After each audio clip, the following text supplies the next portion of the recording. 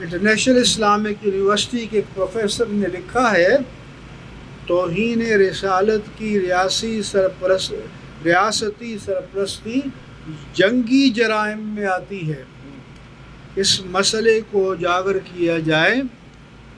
2 سال پہلے یورپین عدالت قرار دے چکی ہے کہ دینی مقدسات کی توہین اظہار رائے کی آزادی میں نہیں آتی۔ روحیت ہلال کمیٹی کے چیئرمین مفتی منیب الرحمان نے کہا کہ ہماری حکومت، پارلیمنٹ اور سیاستدانوں نے مذمتی قراردادیں پاس کی اور بیانات جاری کیے۔ ہم اس کی تحسین کرتے ہیں، لیکن حکومتوں کا کام صرف مذمتی قراردادیں پاس کرنا نہیں ہوتا۔ توہین رسالت پر کسی سربراہ مملکت کی حوصلہ افزائی پہلا واقعہ ہے۔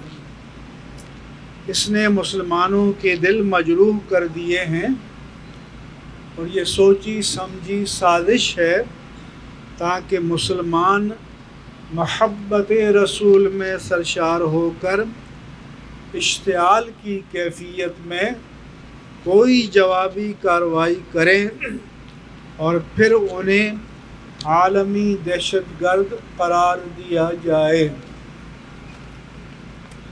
ہماری حکومت، پارلیمنٹ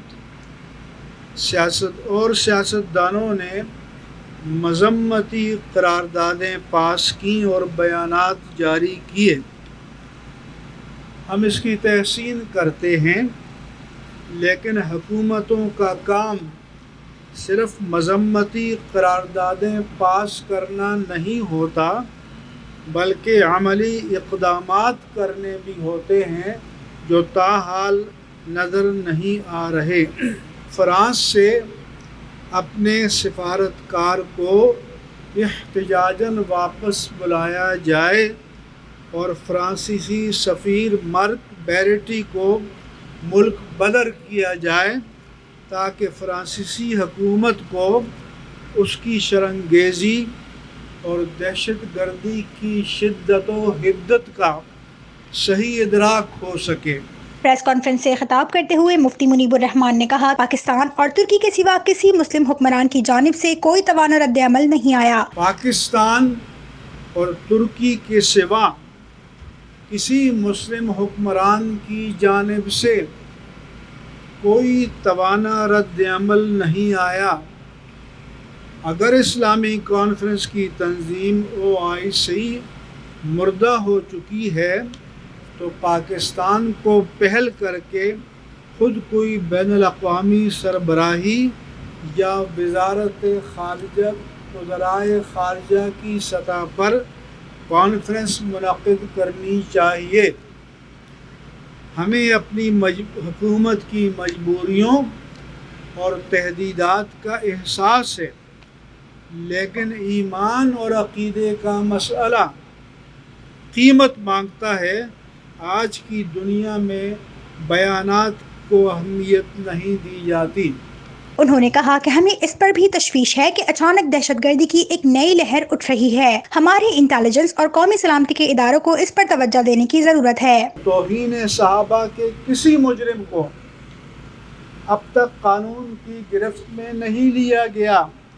اس پر مسلمان پاکستان کو بے حد تشویش ہے، اور کچھ لوگ تو نظام حکومت میں اہم مناصب پر بیٹھے ہوئے ہیں۔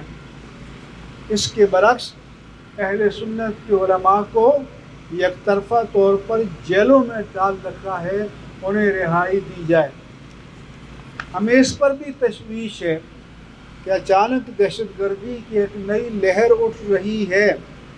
ہمارے انٹیلیجنس اور قومی سلامتی کے اداروں کو اس پر توجہ دینے کی ضرورت ہے۔ ہم دہشت گردی کے تمام واقعات کی شدید مذمت کرتے ہیں۔ پشاور کے واقعے میں قرآن پڑھنے والے ننھے بچوں کو شہید کیا گیا ہے، یہ کھلی درندگی اور بربریت ہے۔ مولانا ڈاکٹر عادل خان کے سفاکانہ قتل کے محرکات اور مجرموں کو قانون کی گرفت میں نہ آنا سب کے لیے باعث تشویش ہے۔